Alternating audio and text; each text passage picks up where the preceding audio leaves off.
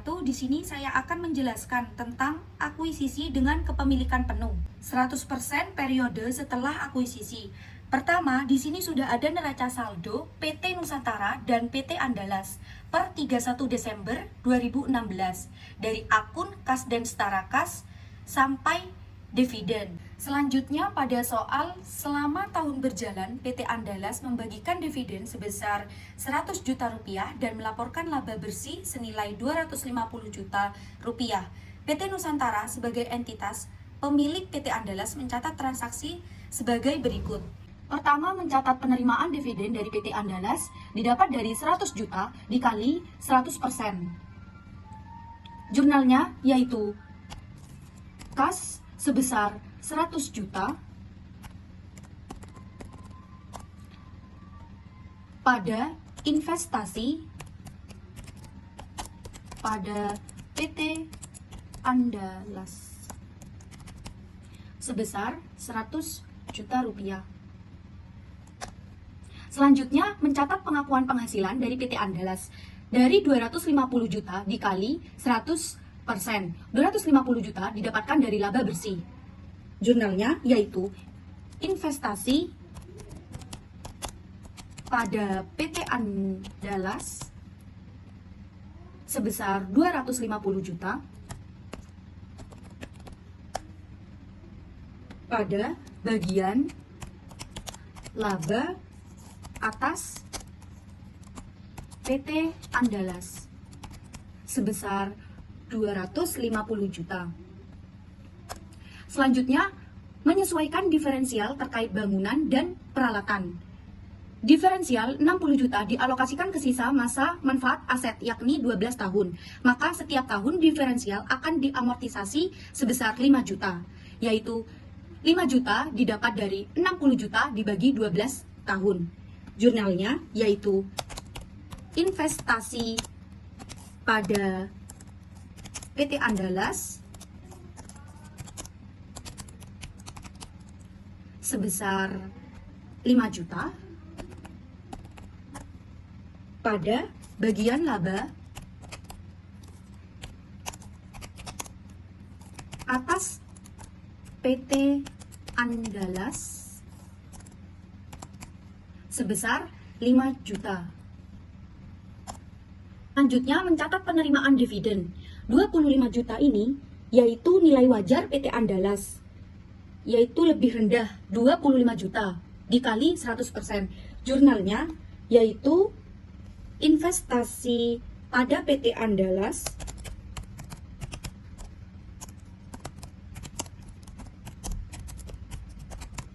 sebesar 25 juta pada bagian laba atas PT Andalas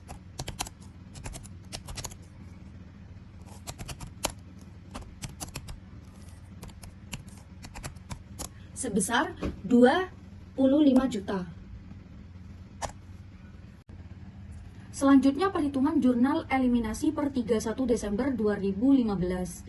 Saldo 1 Januari 2015 dengan rasio 100 banding 0 dengan investasi 1 miliar 605 juta rupiah dengan modal saham 800 juta dan saldo laba 550. Modal saham dan saldo laba ditambah menjadi investasi saldo awal.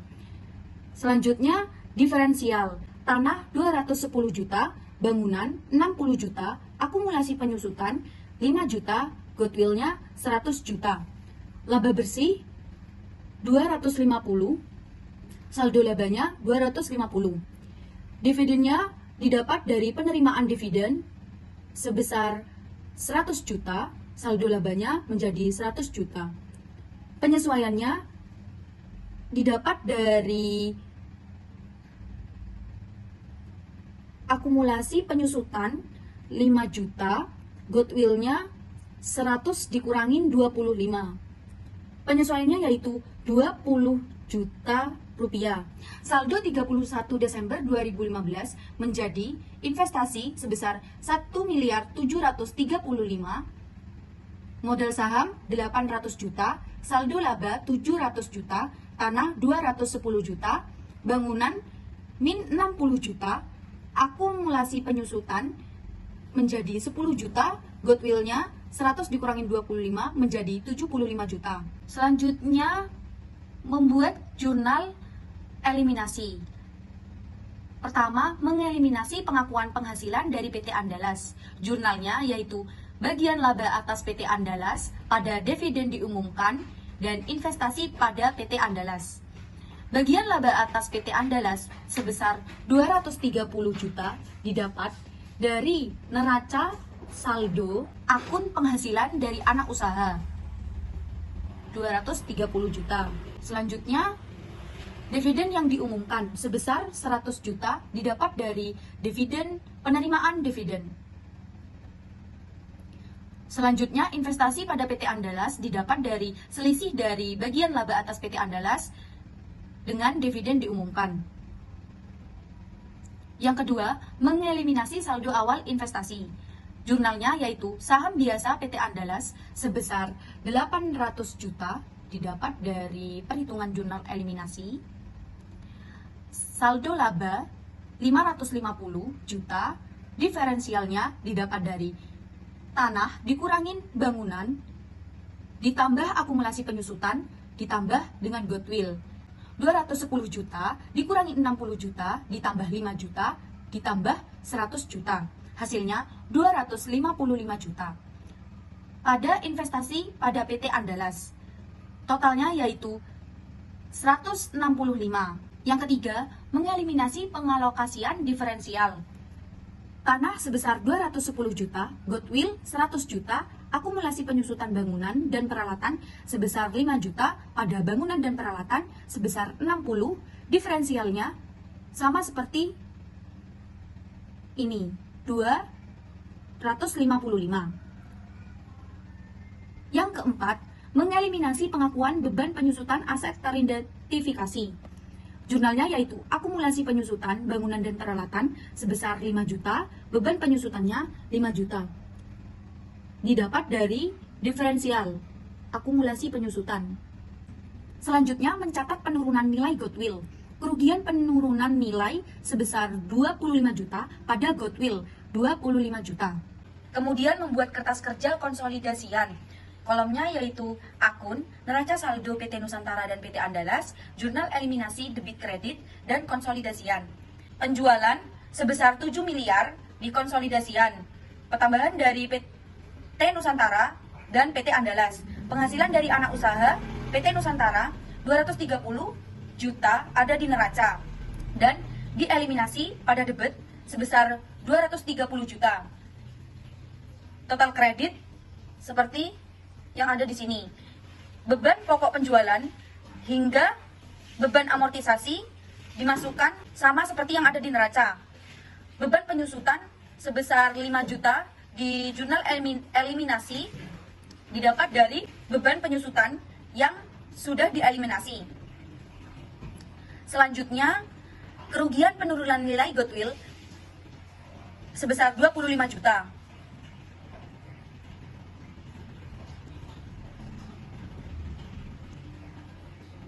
Saldo laba awal sebesar 550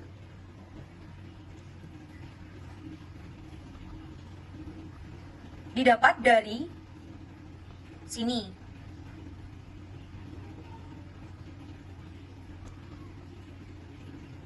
Selanjutnya,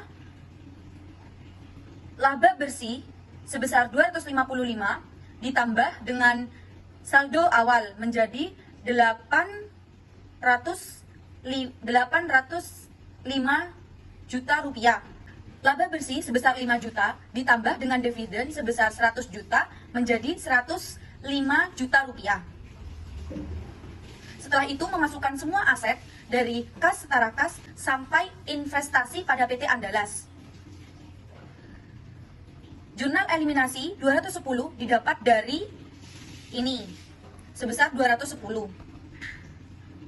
Selanjutnya, akumulasi penyusutan didapat dari jurnal eliminasi bangunan dan peralatan.